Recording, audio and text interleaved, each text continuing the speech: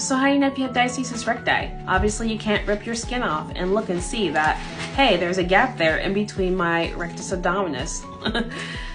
But what you can do is you can lift your head up, put your fingers in the middle. If you feel a gap, or even if you feel your rectus abdominis moving in as you lift your head up, then you have diastasis recti. Now if you lift your head and say, hey, it's only 1 finger wide, put your finger gently down in between and see if there's any depth, like if you have any, significant depth, more than a fingertip.